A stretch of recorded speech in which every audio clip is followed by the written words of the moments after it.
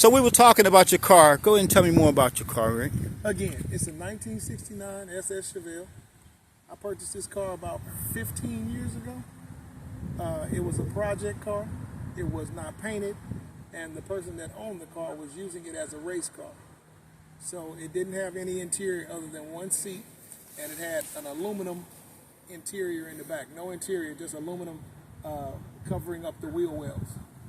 So, as you can see, I made significant changes since that time. Originally, we didn't know what color we wanted to go with. We didn't know what motor we wanted to go with, but I knew I wanted to build something nice. So I took my time, meticulously upgrading it a little bit at a time to what you see now. So the original motor in the car was a 383 stroker motor. And that motor ran strong, and it ran for about 3 or 4 years. And then I decided that I wanted to upgrade the motor. So I wasn't sure what motor I was going to put in there. And then I started hearing a lot about these LS motors. And the LS motors, I think, originated somewhere in the 2000s. And they were an upgrade from the 350. They were a fuel-injected motor. They were considered to be one of the better motors that you could use for a transplant for the older cars. So I decided to go with that. So we went with a 383. Not a 383. We decided to go with a LS3. Okay. This LS3 in the car now puts out about 560 horsepower to the wheels. It has some internal upgrades, and it's hard for me to cover all of them, but it has a trunnion upgrade, it has a cam upgrade, it has a timing chain upgrade, piston ring upgrade, intake manifold upgrade, just a number of things to help enhance the horsepower. And I guess everyone heard it when it pulled up. So, what's the most exciting thing about driving this car to you? To me, it's the nostalgia of the car. It's a fun car to drive. It's an automatic, so when you put it in gear, it just goes. But whenever I drive this car, it always draws quite a bit of attention. Because like I said, I drive my cars. They're not just trophies to me. I drive them under normal circumstances. So I'll go out to a restaurant. I'll be in this car. I'll go out to a party. Sometimes I may be in this car on one of my other vintage cars. So I just enjoy. And you mentioned other vintage cars. Tell us about those. I have a 63 Corvette, a red 63 Corvette that I purchased, and it went through a metamorphosis as well. I bought it, and then I started upgrading that one. So it has new paint. All the fiberglass has been restructured. It has a wheel upgrade, interior upgrade.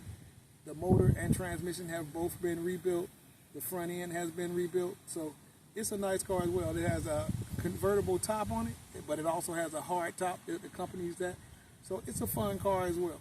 And in addition to that, I have a 1983 stepside truck that was originally purchased by my godfather. He bought it brand new, and once he got tired of it, it sat in his driveway for about 20 to 25 years, and then he gave me the truck. And again, that one went through a metamorphosis of bodywork, paint. It still hosts the original motor at this point, but I'm considering changing the motor in that one, possibly going with an LS in that as well. But at this point, it's all done. New wheels, suspension has been done.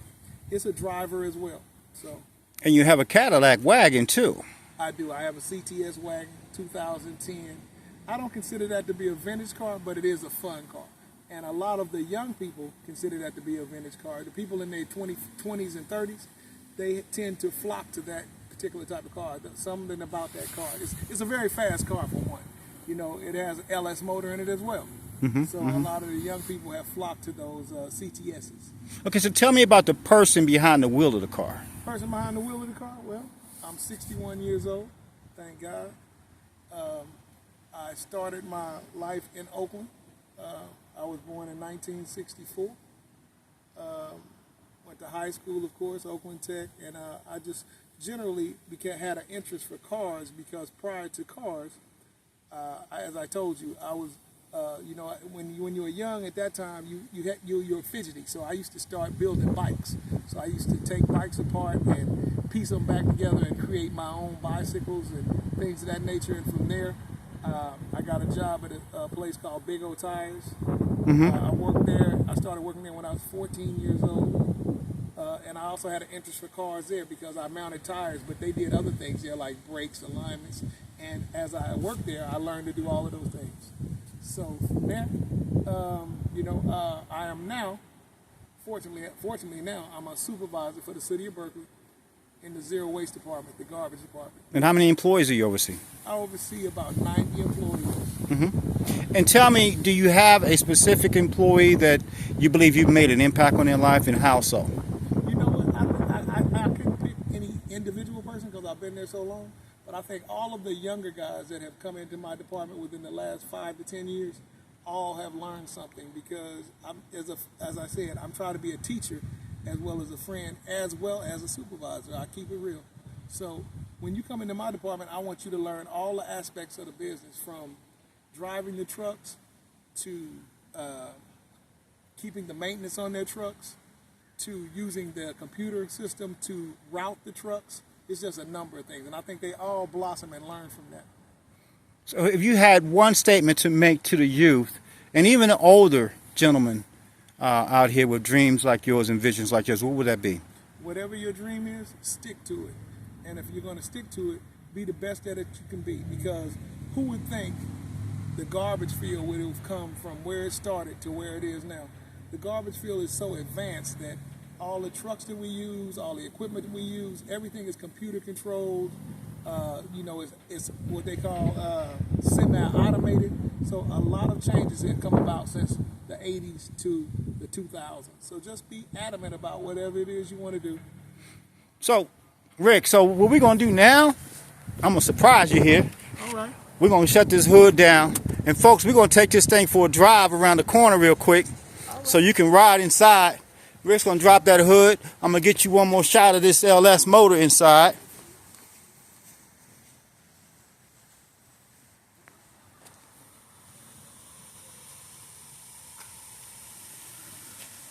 What a beauty.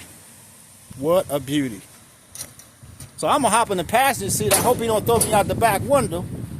And we're just going to take it for a ride real quick around the corner.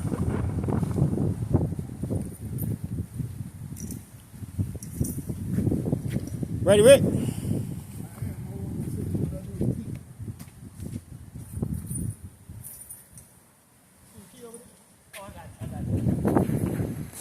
Go ahead and start it up for us, man.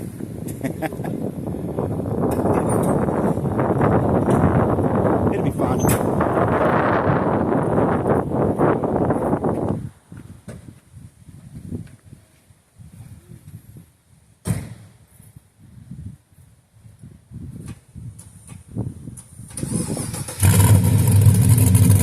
Listen to that thing rumble.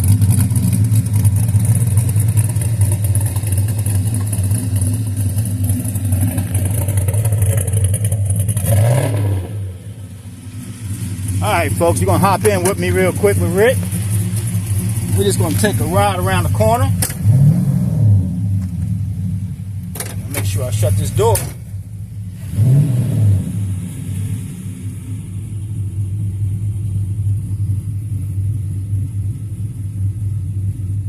We'll take a little cruise around the corner.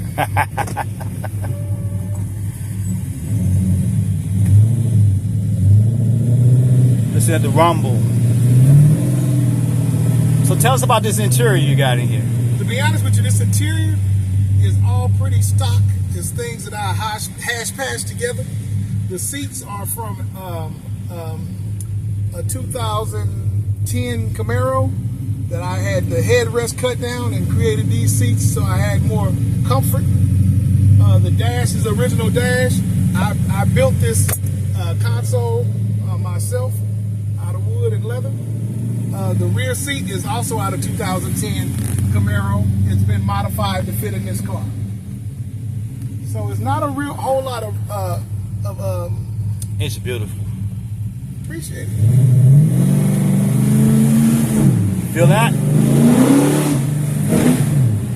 Yes. She go. She go.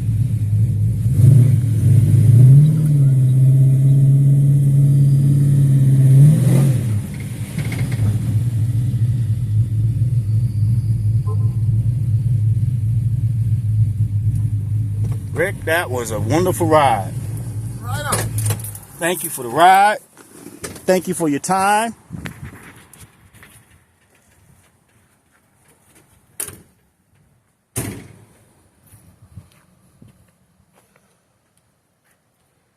Thank you, community.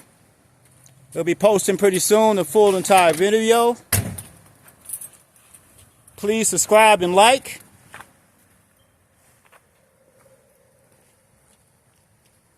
We'll be interviewing the next vehicle we'll have is a 63 Stingray Corvette convertible.